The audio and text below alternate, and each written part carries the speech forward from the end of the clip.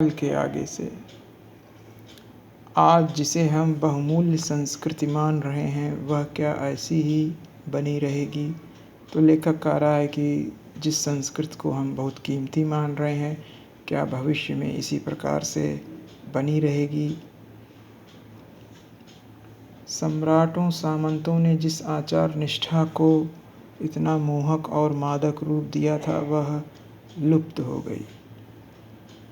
तो सम्राटों सामंतों ने जिस धार्मिक व्यवहार और उसके प्रति जो उनकी निष्ठा थी, उन धार्मिक व्यवहारों को इतना मोहक और मस्त करने वाला रूप दिया था वह समाप्त हो गई। कहने का मतलब है कि अशोक के फूल की जो सामंती युग में पूजा होती थी, जो त्यौहार मदनोत्सव मनाया जाता था, वह सब समाप्त हो गया।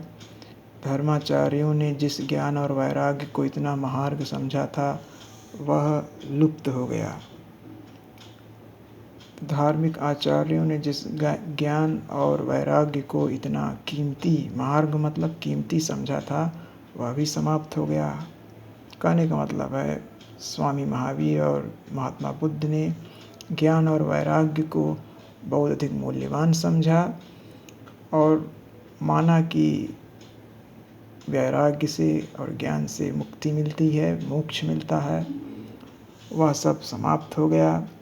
मध्य युग के मुसलमान रईसों के अनुकरण पर जो रस राशि उमड़ी थी वह वाष्प की भांति उड़ गई। मध्यकालीन युग में जो मुसलमान राजाओं के प्रेरणा से जो श्रृंगार रस की प्रधानता हुई थी वह भाप की भांति उड़ गई, वह भी समय समाप्त हो गया। क्या यह मध्य युग के कंकाल में लिखा हुआ व्यावसायिक युग का कमल ऐसा ही बना रहेगा? मध्य युग के कंकाल मतलब मध्य युग की समाप्ति। तो मध्य युग की समाप्ति के बाद जो व्यावसायिक युग आया, तो क्या व्यावसायिक युग भी भविष्य में इसी प्रकार से बना रहेगा? कहने का मतलब लेखक कह रहा है कि जो आज जो युग चल रहा है वो भी नहीं रहेगा, वो भी समाप्त हो जाएगा। महाकाल के प्रत्येक पदाघात में धरती धसकेगी। पदाघात मतलब पैर का प्रहार। तो महाकाल के प्रत्येक पैर के प्रहार से धरती धसकेगी, अर्थात समय के साथ साथ संसार में बहुत परिवर्तन आएंगे। उसके कुंठ नृत्य की प्रत्येक चारिका कुछ न कुछ लपेट कर ले जाएगी। चारिका मतलब दासी। जैसे दासी अमीर आदमियों से या जहाँ काम करती वहाँ से कुछ न कुछ लपेट करके ले जाती है, उसी प्रकार से समय के धीमे धीमे चलने वाले नृत्य से बहुत ज़्यादा परिवर्तन हो जाएगा। सब बदलेगा, सब विकृत होगा, सब नवीन बनेगा। विकृत मतलब बिगड़ेगा, सब बदलेगा, सब बिगड़ेगा और सब नया होगा।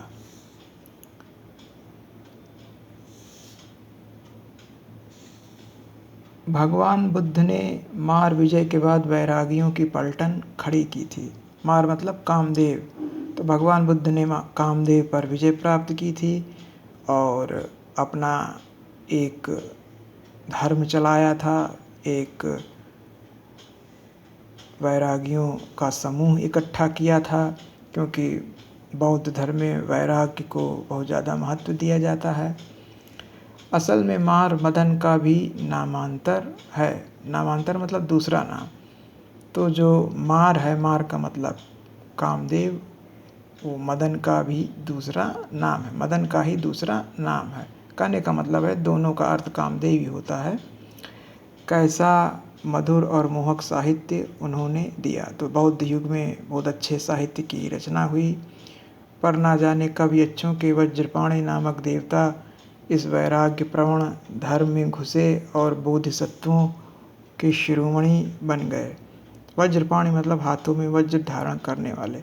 लेकिन बौद्ध धर्म में न जाने कब वज्र को हाथ में लेने वाले यक्ष देवता इस वैराग्य प्रधान धर्म में प्रविष्ट हुए और बोधिसत्वों के शिरोमणि बन गए और बोधिसत्वों के आदर्श बन गए। और फिर वज्रायन का अपूर्व धर्मार्ग प्रचलित हुआ। तो जब बौद्ध धर्म में विकृतियाँ आईं और उसमें जिस चीज़ को रोकने के लिए कहा गया था, जिस चीज़ से मना करने के लिए कहा गया था, उसी चीज़ को फिर अपनाया जाने लगा और तब वज्रायन नाम का इससे पहले जो कभी नहीं आया था ऐसा संप्रदाय प्रचलित हुआ। कहने का मतलब है कि महात्मा बुद्ध ने काम पर विजय प्राप्त करके अपने धर्म को महत्व दिया था, अपने धर्म को आगे बढ़ाया था, लेकिन बाद में जो बौद्धों के आचार्य हुए उसमें कुछ लोगों ने उसी का उल्टा अर्थात काम को महत्व दिया, जिसके कारण वज्रयान का जो संप्रदाय था वो पैदा हुआ।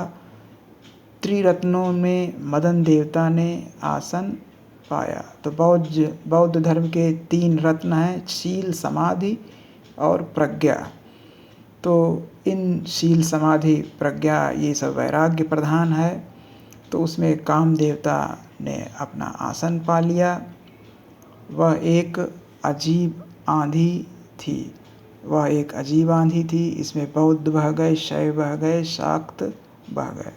तो इसमें बौद्ध धर्म भी परिवर्तित हो गया, शैव भी बह गए अर्थात शैव धर्म भी परिवर्तित हो गया और शाक्त धर्म भी परिवर्तित हो गया। इसकी चर्चा पहले पेज में ही लेखक ने की थी।